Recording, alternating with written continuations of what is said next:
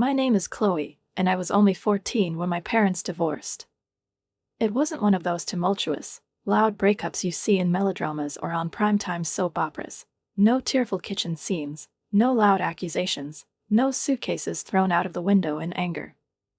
It was a silent, almost apologetic breakup, like two adults quietly and wearily admitting to each other that they couldn't cope anymore, that things were too hard, too long, and too hopeless. My dad packed up his things and moved a few states east, without slamming the door or looking back. And my mom started dating again almost immediately. That's how Richard came into our lives. At first, he seemed nice enough, gallant, reserved, always wearing an iron shirt, with a delicate smile that seemed capable of brightening up even the gloomiest of evenings. He worked at some corporate firm where they wore lapel badges and talked on speakerphones, and it seemed to me that he was coming into our house straight from another planet, where people drank morning coffee in expensive paper cups and discussed strategies for the quarter ahead. Mom laughed with him, and I couldn't help but notice how her eyes sparkled in a new way when he told another joke from the office or brought home a wine whose name she couldn't pronounce the first time. But already in the very first days, I felt something in the way he looked at me made my skin tighten, as if from a slight but persistent frost. It was not the look of a predator, don't be afraid, rather, it was the cold, assessing look of a man who sees you not as a person, but as a task, as a problem that needs to be fixed. And I remember one night, as I was passing the kitchen, I heard his voice, clear and confident, a little condescending, "Your daughter could use some guidance." I froze. I stood in the hallway, my stomach twisting into a tight knot, as if someone were clenching a fist inside me. And then my mother's voice, soft as if lulling me, "I know. I'm so glad you're here to help." But help isn't the word I would have chosen. It was criticism, neatly wrapped in a pretty package of concern, spoken with a smile that I quickly realized never reached his eyes. It started with little things, his innocent comments about my clothes, my hair, my voice. And then, it got deeper, prickly, more painful. I still remember that dinner, the very night he first crossed a line I didn't even know needed to be defended. It was about 6 months after their wedding. I was sitting at the table in a new pair of jeans that I had bought with my pocket money. I had been saving up for them for weeks, and I had proudly chosen them myself, without my mother. They were thick and dark blue, and I thought I looked almost grown up in them. And then, in the middle of our conversation, Richard stopped halfway to his mouth, looked at me and said, "These jeans are a little tight, aren't they, Chloe?" And then, leaning forward a little, as if confiding me a secret, he whispered, but quite clearly to himself, "You're growing up so fast, I didn't need to explain anything." My cheeks were burning so much that it seemed I could light a candle with them. Tears came to my eyes, and before I could say a word, my mother had already interjected, "Oh, dear, mother," with that very intonation in which pity and irritation were mixed. "Richard's just worried about your health. You know how teenagers sometimes don't notice things like that." That was his game. He'd hide his jabs behind concern, behind worry, and my mother, who'd once held me at night when I was sick, would take up his words as if they were the truth. And every time I tried to tell her how his comments left me feeling empty, like they were being squeezed from the inside, she'd shake her head, bite her lip, and say, "You're too sensitive, you need to learn to take a joke, Chloe." And he'd just sit there, with that quiet, forced smile of his, like he knew he'd won before the conversation even started. I started calling my dad more often after that. Our Skype calls, imperfect, with the sound cutting in and out and the screen freezing occasionally, became the only place I could breathe. He listened. He just listened. He didn't interrupt, didn't try to justify Richard, didn't try to persuade me to be more patient. He was just there, on the other end of the line, with a soft voice and the warmth I so desperately needed. I learned later that he had been paying child support all this time, even more than the law required, but the money couldn't replace what was happening at home, that constant cold, that ball of tension that lived somewhere between my shoulder blades. Everything changed when I turned 17 and my half-brother was born. I was trying to focus on my last year of school, while our house slowly but inexorably began to turn into an altar where everything revolved around Richard's version of the perfect family. Everything except me. My mother was obsessed with the baby, and I don't blame her. He was tiny, cute, he smelled like milk and warmth, he needed her around the clock. But I disappeared. I simply ceased to exist. The only time I seemed to be noticed was when I did something wrong. Like the night I accidentally closed my bedroom door too loudly and woke the baby, then in Richard's eyes I became almost a criminal. I expected him to be even worse after the baby was born. That he would find new ways to prick me, to shut me up, to belittle me. But the unexpected happened. He started traveling a lot for work. These business trips became my salvation, not in the sense that it is sometimes said of something that temporarily eases the burden of existence, but in the most literal, almost physical sense. With his departures, the stuffy tension that enveloped our house like the thick, musty air of a closed room disappeared. When Richard was gone, the house seemed lighter, more spacious, as if the walls could finally part so that I could really breathe. Even my mother, despite her constant fatigue and the circles under her eyes from the night feeds, became softer, as if her constant internal tension left the door with his suitcase, although I noticed how she still counted the days and hours until his return, as if his absence were not a respite, but only a pause before the inevitable. He began to go away more often and for longer periods, and although no one said so out loud, it seemed to me that even my younger brother slept more soundly when he was not around. And, despite all the gloomy predictions and my own fears, my senior year of school turned out to be better than I could have imagined. I threw myself into studying, like a person throws herself into work, so as not to think, not to feel, but over time, I really became interested, and for the first time I felt that I could be something more than just a daughter, a problem, an inconvenience. I joined the graduation committee, began to help with the yearbook, sign photos, sort out layouts and feel needed. And for the first time in my life, I began to make real plans for college, not dreams of escape, not sleepless fantasies about other families and cities, but plans with deadlines, applications, essays, recommendations. Everything was real. When graduation day came, Dad kept his promise, as he always did, and came. I saw him in the audience before my class was even called up to the stage, sitting in the second row, wearing a navy blazer, his shoulders back, beaming with pride, and as I walked across the stage to receive my diploma, his eyes lit up as if he were receiving it with me. Mom was there, too, of course, holding the baby, and Richard was at her side, looking more interested in checking his phone than in the action. But it was Dad's face I searched for in the crowd, his eyes I caught, his smile I clung to like an anchor in a choppy sea. After the ceremony, as the crowd began to disperse and everyone hugged and took photos and walked to their cars, Dad led me aside, under the awning outside the school, where it was cool and quiet. He put his hands on my shoulders, firm, fatherly, as if he wanted to convey confidence through his touch. I meant what I said before, Chloe, he said, looking me straight in the eye, and there was no doubt, no hint of hesitation in his voice. Any college you want. I'll make it happen. You deserve it. And I believed him. I believed him completely. I'd applied to a few colleges before, half-heartedly, without much hope, just to grab onto the opportunity, and to my amazement, they'd all accepted me. But I knew exactly where I wanted to go. Marshall University. The one in my dad's town. It was far enough away that I wouldn't have to go home often, but close enough that I'd see someone who truly cared about me. My decision had been made, and I was just waiting for the right moment to tell my mom and Richard. The opportunity came at dinner. The three of us were sitting there, my mother rocking my brother to sleep while Richard grumbled about the airplane food from his last deployment. They could learn to reheat a chicken by now instead of making a shoe sole out of it, he said, unaware of the way I tensed, knowing what I was about to say. There was a rare moment of silence, and as if emerging from underwater, I said, I got accepted to every college I applied to. I left a moment's pause, then added, I'm going to accept an offer from Marshall University. My mother froze, the spoon hovering in midair, and I saw her eyes narrow, something fleeting cross her face, fear, maybe confusion. That's where your father lives, isn't it? She asked quietly, almost a whisper. I nodded, trying to stay calm, keeping my back straight, bracing myself for the storm. Richard raised an eyebrow, that same mocking, teeth-grinding smile spreading across his face.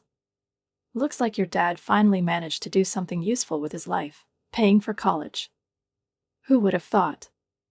I gripped my fork so hard that my knuckles were as white as the snow under my boots.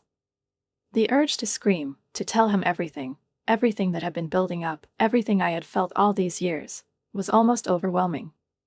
But I held back. I didn't want to give him the satisfaction of seeing me lose control. Mom sighed softly, and that sigh wasn't weariness, not resentment, but something suspiciously like relief. Maybe she really was happy that I was finally out of the way, that she could focus on her new baby, her new family, without me as a constant, inconvenient reminder of the first marriage that had failed. The next morning, I wasted no time packing everything I could into 2 suitcases and a backpack. Mom was too busy with the baby to notice me lugging the bags down the same stairs she'd used to walk down barefoot in her pajamas when she'd called me to breakfast. Richard had already left for work, thank goodness. Dad had a car picked me up, and by evening I was standing in front of his house.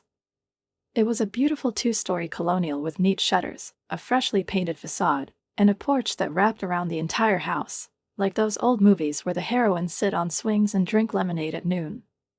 It was so different, so unlike the cramped, noise-filled, tension-filled house I'd left behind, that I had to pause for a moment at the driveway to catch my breath and believe that this was my reality. But it wasn't just the size or the neatness of the house that struck me, though that, too, the high ceilings, the light, the space, the smell of wood and coffee, of freshness and something cozy, but most of all, it was the warmth that emanated from Sarah, my father's fiancée, a woman I'd never imagined before. She was waiting at the door with my dad, and her presence didn't feel formal or forced. On the contrary, she was alive, sunny, with her bright red hair pulled back in a messy bun and paint on her jeans, as if she'd just walked out of a studio where she'd finished painting spring. She hugged me tightly and simply, as if we were old friends, as if she actually cared about me, not just to be polite, but truly, with all her heart. "We've already set up your room," she said, grabbing one of my bags before I could say anything. "I hope you don't mind, but I may have overdone the decor." The room was perfect. Not in the sense that it was luxurious, there was something far more important about it. It was peaceful. Warm blues and soft grays, a bench by the window that looked out onto the backyard, where there were 2 maple trees and an old wooden swing. No shouting, no harsh words, no tears at night. No Richard. And most importantly, no constant walking on eggshells, as if you were at risk of stepping on an invisible mine at any moment. Just silence, just space to be yourself. My mother called that night. She had found my note. I knew she would have something to say. "You could have said goodbye properly," she said, her tone hurt, almost unnatural. "Your brother has been looking for you all day." I clutched the phone, my voice almost a whisper. "He'll forget I was there soon enough." Because I knew babies don't remember, and if I stayed I'd be just another shadow in the corner of the room. The first few weeks were like learning to breathe again. Getting settled. Getting to know Sarah. Turns out she was an art teacher at the local high school, and she had this quiet, almost magical way of making people feel welcome. We'd spend our evenings in the kitchen, in an old chair by the window, or at the table, with mugs of hot chocolate, talking about life, about people, about art, about silly things. And for the first time in a long time, I didn't feel anxious about being interrupted or laughed at. Even though Dad was offering to provide for me, I wanted to be independent. I got a job at the Daily Grind, a small but vibrant corner cafe a few blocks from our house. It wasn't fancy or easy, but it was real work, smelling of espresso and caramel and baked goods. Regulars quickly remembered my name, coworkers were kind and humorous, tips were generous, and evenings were filled with chatter and quiet smiles. When fall came, I moved into a dorm at Marshall University. My roommate, Jenny, a music major from Chicago, was a violinist. She sometimes played late at night, and although I thought it would be a distraction, it turned out to be the opposite. Her music lulled me, as if reminding me that the world can be beautiful. She brought me coffee when she returned from morning rehearsals, and sometimes left chocolate bars at my door with a note saying, "You can do this." I studied business administration, a subject that had always seemed boring and dry to me, but in which I suddenly found a strange, almost therapeutic logic. I worked in the cafeteria between lectures, Without losing my rhythm, I went through life with the feeling that now everything depended on me. And I was happy. Not enthusiastically, not ostentatiously, but truly, deeply, quietly. Until that Tuesday. It was a perfectly normal day: sunshine, noise, people with laptops and lattes, clearing tables as usual, listening to the chatter of customers and the clicking of keys. And then, a sound that chilled me to the bone. Laughter. Familiar. One of those I could recognize even in the dark, even in another city. Richard's laugh. He was there, at the corner table. But not alone. He definitely wasn't on a business trip, as he claimed, because next to him sat a woman I'd never seen before, young, with dark curls and a manicure, wearing a dress you wouldn't wear to a business meeting. And they were kissing. Not like people with years of marriage and a child behind them, but like teenagers on their first date, hungrily, smiling, feigning awkwardness. "Hey, Lisa," I whispered to my coworker, trying to keep my voice steady, "can you take table 12? I need to take a break." She nodded without asking. I darted into the back room, my heart in my throat, and through the small window in the door I could still see them. They were laughing, holding hands, and Richard was looking at her the way he used to look at my mother. Just like that. Only this time, with sincerity, with warmth, with something I'd never seen in his eyes when he looked at me. My hands were shaking as I fumbled for my phone in my pocket and turned on the camera. Not for revenge. For the truth. For my mother. In the first few minutes, when they finally left, when the cafe door closed behind their laughing silhouettes, I was left in the back room, glued to the floor, my heart pounding, my eyes blankly staring out the steamed-up window, and I didn't even notice Lisa finding me, leaning forward, with the genuine concern that good people feel when they see someone they drink coffee with and joke with every day suddenly turn into a statue of pain. "What was that?" she asked, almost whispering, but with such emotion in her voice that I shuddered. I shook my head, trying to find the words, trying to break out of the viscous silence that was sucking me in like a swamp. "Do you know these people?" "The man?" Lisa was insistent, but not rude. "I know him," I answered slowly, feeling the words escaping like a curse. "I just didn't want him to see that I worked here." I tried to smile, but it came out awkwardly, almost painfully. Lisa raised her eyebrows, and there was a twinkle in her eyes, the one all women know when a piece of gossip comes along that can make their heads spin. "Oh, my God, yes, that's Catherine Morrison," she whispered, as if sharing a state secret. "Everyone knows her. She's always in the local news, the charity, the business success, the whole thing." That night, I couldn't sleep. I lay on my dorm bed, staring at the ceiling, and I saw Richard reaching out for her, their lips meeting in a kiss, his eyes, cold and pierced by a perpetual smirk, suddenly soft, almost youthful. He was different. Real. Or maybe just who he'd always been, only not for us now. Around midnight, I gave in. I grabbed my laptop, sat up in bed, pulled the covers up to my waist, and opened up my social media. My fingers shook as I typed her name, Catherine Morrison, into the search bar.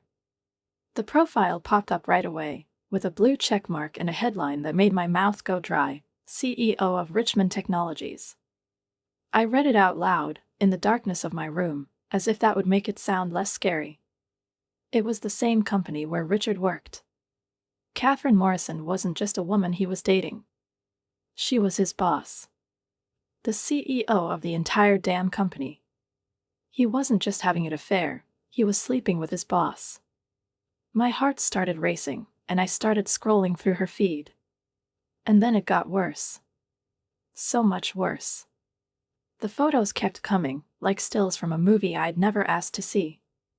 Richard was in every other picture, at company events, always next to Catherine, closer than everyone else on the staff, in the comfort zone where they weren't allowed in without permission.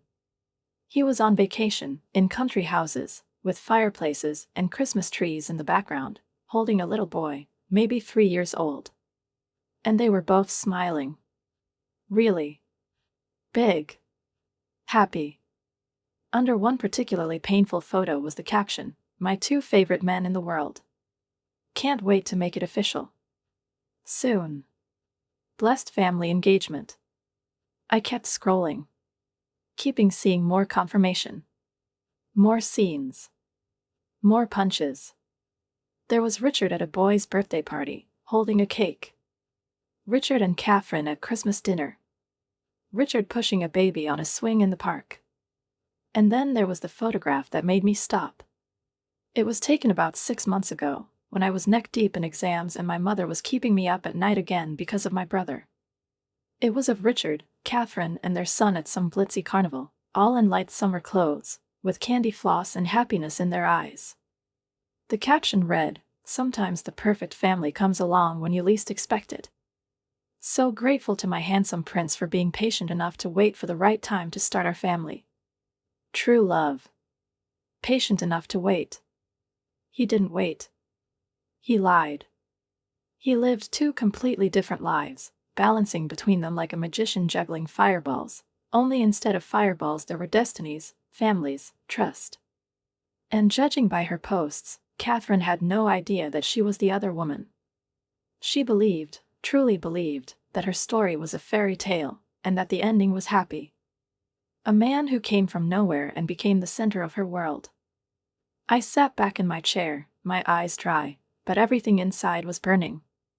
My thoughts were jumping, colliding with each other, like birds trapped in a room. Richard was so different in these photos. He was laughing, not the forced grin I was used to seeing. He didn't look at the world as a project to be controlled. He looked happy. Really. Hugging his child, kissing a woman he didn't have to please because she already idolized him. Playing the role of a father, a husband, a romantic. And all this, behind our backs. "Oh, Mom," I whispered into the silence of my empty room, my voice shaking. "What did he do to us?" I checked the time, almost 3 in the morning. I had a lecture the next morning, one of those where the teacher doesn't forgive lateness and looks through your glasses as if he can see right through your soul and your level of preparation. But sleep that night seemed completely unimportant, distant, impossible, because everything inside me was buzzing with tension, with the inescapable realization that now I knew the truth, and simply knowing it was no longer enough. I needed to make sure I saved all the evidence, so that it wouldn't disappear due to a glitch, so that I would have a chance, if not to prove it, then at least to show it to my mother, to show her what the life she hadn't noticed while she was immersed in another was like. Because the truth, even if it hurt, even if it destroyed, had to come out. Even if it harms everyone involved. A week later, I was on the train back home, and though I tried to focus on the landscape outside the window, the green hills, the passing shadows of the trees, the autumn sun pouring through the glass, my stomach twisted into a tight, inexorable knot. The phone in my jacket pocket felt heavy as a stone, because it contained more than just photos and captions. It contained a life my mother knew nothing about. I hadn't told my dad where I was going. He wouldn't have understood why I needed to go there, and he'd probably insist that I stay out of it. But I had to do it, in my own way, as a woman, not loudly, not destructively, just presenting the facts. When my mother opened the door, she looked genuinely surprised. "Chloe, we weren't expecting you," she said, opening the door wider, as if she still couldn't believe that it was me standing there. My little brother was tottering at her feet, holding a plastic block and looking confused. And for one brief moment, the whole scene seemed almost normal to me, as if I'd just come home for the weekend, for no reason, no backstory, just to be a family. But then, like a ghost, Richard appeared from the depths of the house. Now, he said, and his voice was already beginning to take on that mocking tone I knew by heart. "Don't tell me you got kicked out of college for failing grades and have to crawl home." Mom laughed. Not just politely, or out of politeness, but really, as if this was the funniest joke she'd ever heard. "Richard, come on," she said with a smile. "I'm sure Chloe is doing well at school." "Aren't you, dear?" I forced a smile. "I'm actually on the dean's list," I replied, trying to sound calm even though I was seething inside. "Of course you are," Richard chuckled, looking me up and down. "Tell me, these jeans seem to get bigger and bigger every time I see you. Is that a style now? The baggy look?" I bit my tongue. In fact, I had lost weight since I started college and started working at the coffee shop. The running, The constant shifts, the early mornings and late nights had taken their toll. But Richard never missed an opportunity to pick on me, especially when it came to my appearance.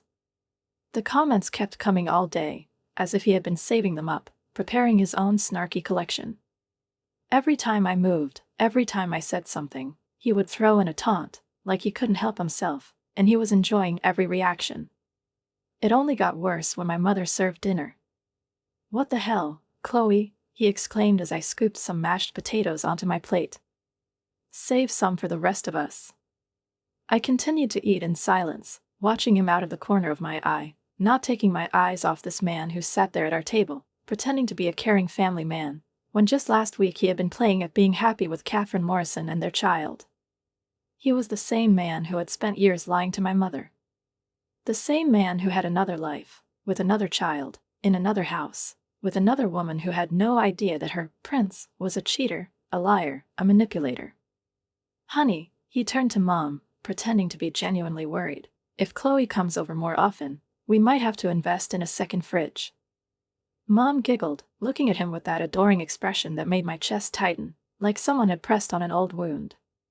She really didn't know. She had no idea that my phone, heavy with photos and screenshots, was not just a gadget but an archive of betrayal, evidence I pieced together like shards of a broken mirror.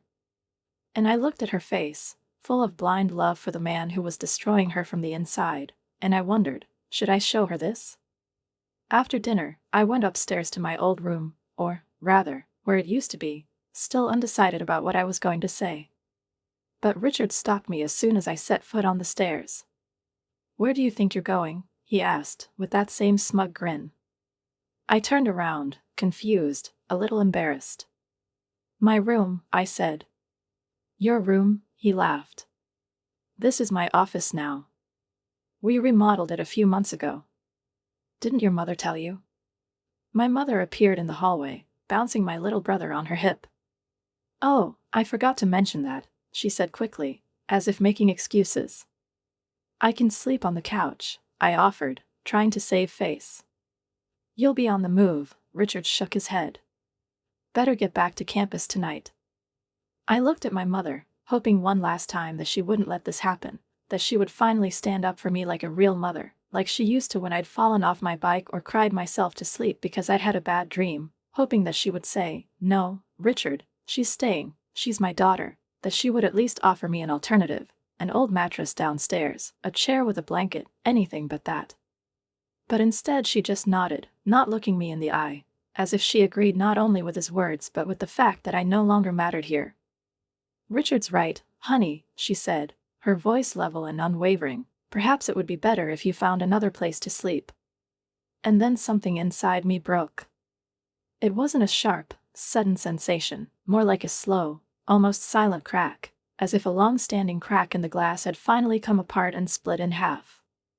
Maybe it was the way she didn't look at me, averting her eyes, or Richard's expression, smug, confident, even anticipating the pleasure of my humiliation.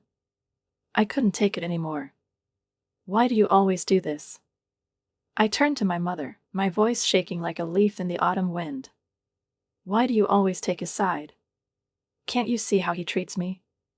How he's always treated me?" My mother shifted her son from one hip to the other, looking away, awkwardly, like someone who has nothing to say beyond a rehearsed line. "Chloe, you're being dramatic," she said. "Richard just likes to joke around with you. You've always been too sensitive." "Are you kidding me?"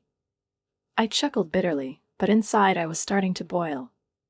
"You call constant teasing, comments about my weight, my clothes, my life, jokes? He hates me, Mom. He's always hated me. And you've never once stood up for me." Richard stepped forward, that insufferable, familiar smirk of his, like he knew he was still in control. "Come on, Chloe, let's not turn this into one of your teenage tantrums. Shut up." My hands were shaking as I pulled out my phone. "You can't talk anymore." I pulled out the first photo and held it up to his face, a close-up of him and Catherine kissing, her hand on his cheek. The effect was immediate. All the color drained from his cheeks, and he recoiled as if someone had punched him. "What is this?" Mom took a step closer, peering at the screen. Richard? What happened? Care to explain what business trip you were on? I swiped my finger across the screen. The next photo, him and a little boy, playing on a swing. Or maybe you want to tell her about your fiancé.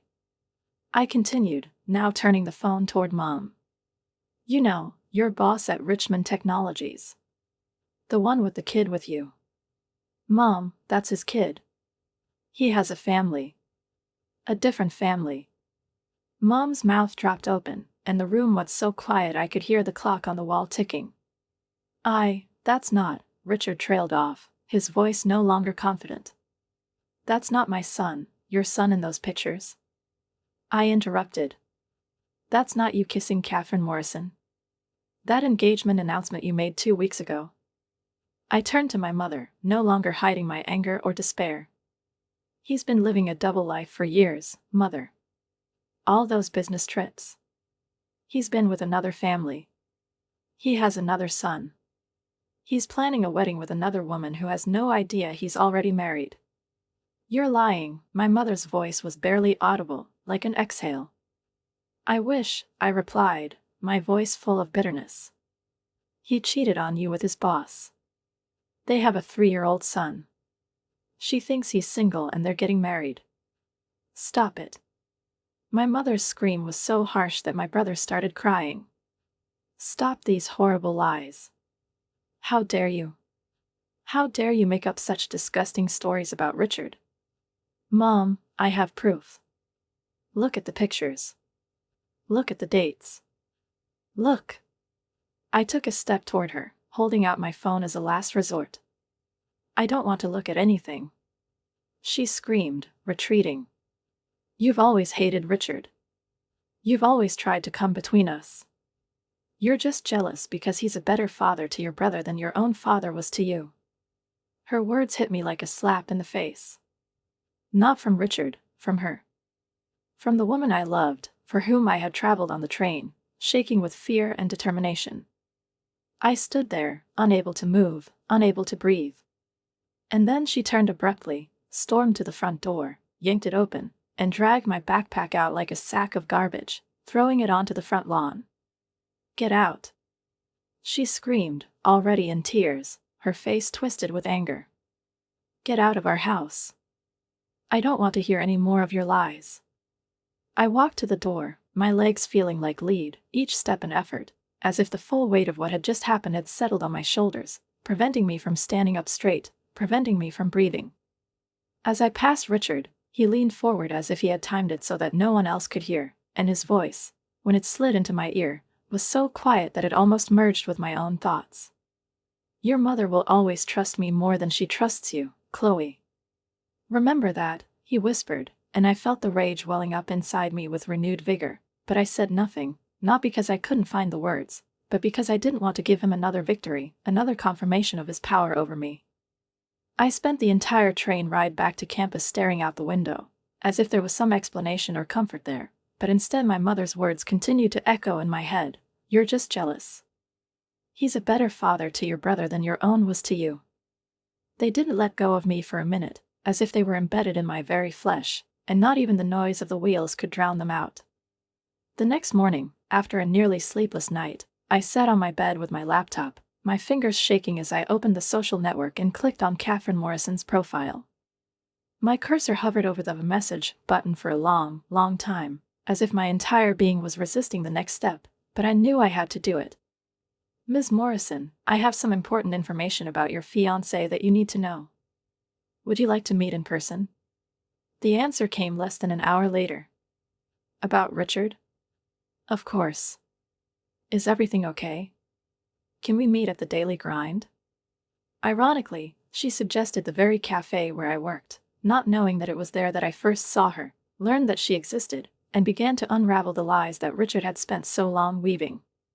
I was early, as always, changed into my uniform, pulled my hair back into a ponytail, trying to look calm, but inside I was seething. At exactly 2 p.m. the door opened and she walked in, Catherine Morrison, tall, confident, with her hair perfectly styled and a faint scent of expensive perfume.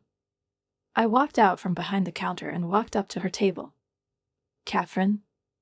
I asked, and she looked up, her smile warm and genuine. Yes, please sit down. You seemed worried in your message. What happened to Richard? I took a deep breath before I could say anything. I want you to know. I'm sorry. I really am, I said, and her smile faltered, her face becoming more attentive, more serious. I'm sorry, I pulled out my phone, opened the gallery, and turned the screen towards her. That's my mom, I said, showing her a recent photo of her holding her brother. And that's her husband, Richard. My stepdad. Catherine stared at the image, her perfectly manicured hand, French manicured, halfway to her coffee cup. I don't understand, she said finally. He's been married to my mom for years. They have a 2-year-old son. My little brother. I flipped through the photos, Christmas, candles, tree, smiles. This was taken at Christmas. No, she shook her head, and despair crept into her voice. That's impossible. Richard isn't married. He told me he's never been married. We're getting married in the spring. We're having a son, I nodded. I know about your son, I said softly. And I know Richard told you he's single. But he's living a double life.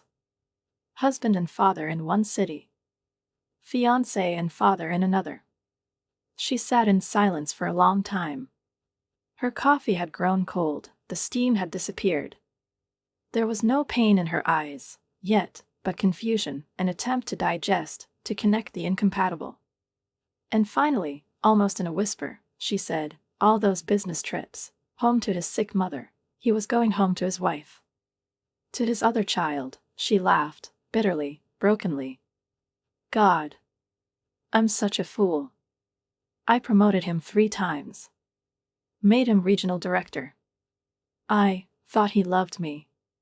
I'm sorry, I repeated, not knowing what else to say, because I really did, because she didn't deserve this, just like my mother didn't deserve it. Catherine sat up straight, and I saw the CEO mask slowly creep back into place, the steel in her eyes that she must have once used to win her victories. Thank you for telling me the truth, she said, packing her bag. I see it now. He was just using me. My position. My influence.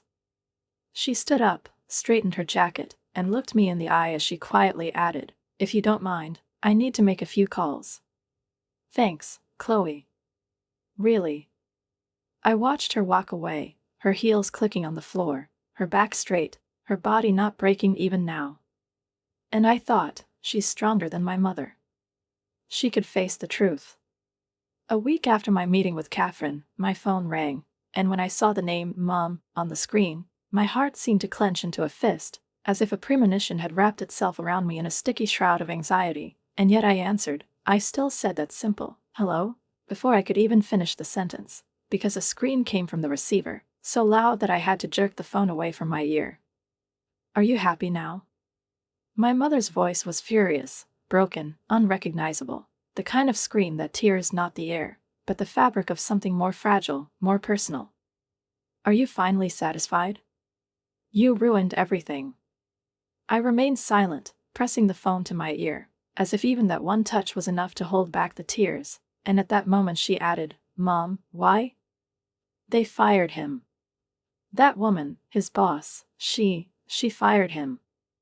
They audited his entire workforce, found violations. They're punishing him with thousands of dollars. His career is over, she sobbed, the words pouring out of her like water from a burst dam. No self-respecting company will ever hire him again.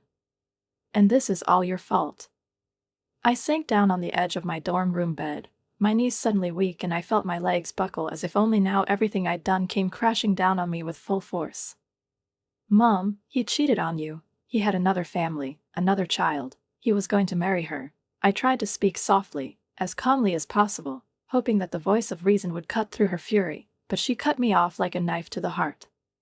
He's the best thing that ever happened to me. He's the best father your brother could have. How dare you try to ruin that? Her voice became a scream again, but not only angry, but almost hysterical. He used both of you, you and Catherine. He simply manipulated everyone for his own benefit. Can't you see that? I almost whispered into the phone, but she wasn't listening anymore. Don't you dare talk about him like that. And suddenly her voice became icy, so cold that a shiver ran down my spine. You have no right to judge the man I love more than anything in the world. Mom, please, I started, but I didn't have time to finish. I don't have a daughter. Her words were like bullets, flying out one after another, not giving me a chance to either justify or defend myself. As far as I understand, you're gone. The line went dead, and I was left alone, with the dial tone and an emptiness in my chest so palpable that it seemed like it could be scooped out with a spoon. I sat there for a long time, staring at the phone screen, unable to move or cry, and when the tears finally broke through, they rolled silently, like rain at night. Jenny, my neighbor, found me in this state when she came home from class. Oh, my God, Chloe. What happened? She knelt down next to me, hugged me, and, breaking into sobs, I told her everything, every detail, every photo, every word, said and unsaid. She brought me tea, wrapped me in a blanket, and helped me dial Dad's number. He and Sarah came over that night, not asking too many questions, not judging, just to be there. You did the right thing, Sarah said, sitting next to me, squeezing my hand in hers. Sometimes the right thing hurts like hell, but that doesn't mean it's wrong. A year has passed. I'm still a student at Marshall University, getting good grades, still working at the cafe where it all began, where I first saw the truth. Dad and Sarah got married, a quiet, warm ceremony by the lake, with sunlight reflecting off the water, live music and happy tears, and I was a bridesmaid, feeling for the first time in a long time that I was where I was supposed to be. Sarah is pregnant. I'm going to have a little sister soon. I heard about Mom and Richard from mutual friends in our town. They say he never made it back into the corporate world. Word of the audit spread faster than he could recover. He started drinking, often getting into bar fights. My mother now works at the local supermarket to support them. My little brother is in preschool. No one can afford a nanny anymore. Sometimes, especially at night when I can't sleep, I wonder if I should feel guilty. Maybe if I'd kept quiet, everyone would have been better off. My mother would still be happy in her ignorance. Richard would have a job. My brother would have a more stable home. Maybe. But then I think of his face when my mother kicked me out. I think of him leaning over and whispering, "Your mother will always trust me more than she trusts you." I think of all the years he'd slowly, methodically broken me, with his words, his looks, his coldness. How he made me feel worthless, like my pain was just noise in the background of his comfort. No, I don't pity them. I don't pity someone who builds their happiness on lies and control. Because the truth is not about comfort, not about silence, not about convenience. The truth is what remains when everything else collapses. And if Richard was left in ruins, then he has no one to blame but himself.